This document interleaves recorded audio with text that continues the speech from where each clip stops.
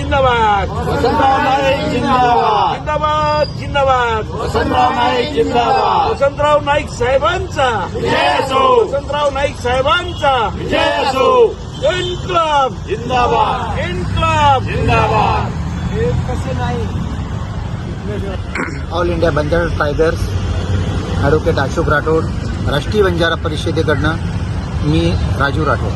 आता आमच्याकडनं आमची सक्ती राहिलेली नाही. सरकारने वेळीच निर्णय घेतले नाही तर आमचं जीव गेलं तरी चालेल, पण आम्ही हा उपोषण सोडणार नाही.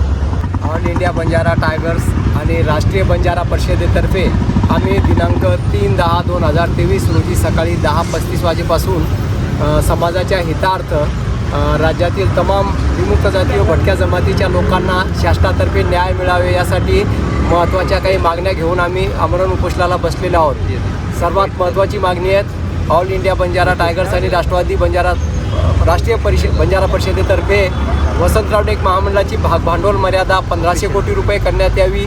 वसंतराव नाईक महामंडळामार्फत 1 ते 15 लाखापर्यंतचे थेट कर्ज वितरित करण्यात यावे. राज्यातील विमुक्त जाती व भटक्या जमातीऐवजी इतर जातीतील लोक सदर जातीचे प्रमाणपत्र मिळवून जे घुसखोरी करून समाजाच्या नावावर सवलतीचे शासकीय फायदे लाटत आहे त्यांची SIT मार्फत चौकशी करून त्यांच्याविरुद्ध कठोरात कठोर कारवाई करण्यात यावी. यासाठी औरंगाबाद जिल्ह्यात 2 मोर्चे, पांढरे वादळ नावाने 2 मोर्चे निघालेले आहेत. मात्र शासन त्यानंतरही त्या मागणीबाबत गांभीर्याने विचार केलेला नसल्याने आम्ही नाईलाजास्तव या ठिकाणी त्या मुद्द्यावरही आम्ही आमरण उपोषण करीत आहोत. राज्यातील 65,000 शाळाचे खाजगीकरण करण्याचे शासनाने जे धोरण आखून राज्यातील लोकांना, शिकणाऱ्या लहान मुलांना शिक्षणापासून वंचित ठेवण्याचे षड्यंत्र रचून 65,000 शाळाचे खाजगीकरण करण्याचे जे ठरविलेले आहेत त्या परिपत्रकाची त्वरित त्याबद्दल फेरविचार करून ते पत्रक रद्द करावे. राज्यातील विमुक्त जाती व भटक्या जमातीसह तमाम विमुक्त जाती व भटक्या जमाती आणि जातीनिहाय जनगणना करण्यात यावी. व नॉन क्रिमिलियर पदोन्नतीचे जे प्रश्न शासनाकडे अनेक वर्षापासून प्रलंबित आहेत त्याबाबतही शासनाने निर्णय घेऊन त्वरित त्या मागण्या मान्य कराव्यात.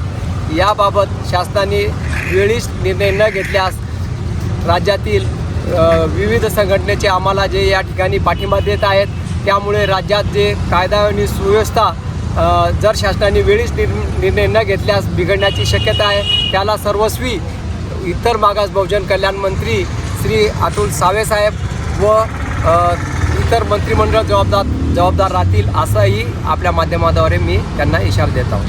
अगर आपकी एक भी मांग पूरी ना की जाए तो आपका अगला स्टेप क्या रहेगा? हमारा अगला स्टेप मतलब अभी हम तो यहाँ पर आमरण उपोषण को बैठे हुए, लेकिन हमारे समाज में की जितने भी सामाजिक संगठन है उन्होंने हमें यहाँ पर आके पाठिंबा दिया हुआ है और समर्थन देकर ये डिक्लेयर किए हुए कि अगर इनके ऊपर जल्दी से जल्दी निर्णय न लिया गया तो पूरे महाराष्ट्र में रास्ता रोको, निदर्शने, धरने आंदोलन होंगे और वहाँ पर कायदा और सुव्यवस्था अगर बिगड़ी तो इसको जवाबदार सिर्फ वो संबंधित मिनिस्टर रहेंगे. अभी तक आपको ऊपर से कितना रिस्पांस आया? रिस्पांस मतलब अभी प्रशासन की तरफ से हमें लेटर दे रहे हैं, लेकिन जो काम अतुल सावे साहब करना चाहिए उनकी तरफ से इन समाज की वोटिंग चाहिए बीजेपी को, लेकिन समाज को न्याय देना इनको ज़रूरी नहीं लग रहा है. लेकिन अभी हम जो उपोषण को बैठे तो हम एक जो मशाल लगाए हैं तो इसका एक ज्वाला के रूप में बहुत बढ़ने के चांसेस है और उनको हम ये हमारी डिमांडें पूरी करने को भाग पाड़ेंगे. आप यहाँ कब से बैठे हुए हैं? हम 3 अक्टूबर से बैठे हैं. तो यहाँ पर आकर किसी ने आपको आश्वासन दिए? अभी तक तो शासन की तरफ से कोई आया नहीं जो आना चाहिए और ये हमारी डिमांडें पूरी करना चाहिए, जो कि आज की डिमांड नहीं है. 14 से जब इनकी सत्ता आई राज्य में तो फडणवीस साहब जब CM थे उन्होंने समाज के लिए बहुत बड़ी बड़ी घोषणा की, लेकिन आज तक उसकी एक भी अमलबजावनी नहीं हुई. क्या लगता है आपको? आप यहाँ पर बैठे हुए 3 अक्टूबर से आगे चल के भी आपके लिए मतलब यहाँ पर आएंगे क्या? आना ही पड़ेगा उनको, आने को भाग पाड़ेंगे हम. हमारा समाज जो है ना अब जागरूक हो चुका है और अगर हमारे समाज की डिमांड की तरफ इन्होंने ध्यान नहीं दिया तो इनको कहीं पे भी कोई तांडे में हम उनको प्रवेश नहीं करने देंगे. हमारे समाज के लोग. आपके समाज का नाम? बंजारा समाज. गाँव मैं यहाँ पे औरंगाबाद से, औरंगाबाद में रहता हूँ. ओके. ये राजू राठौड़.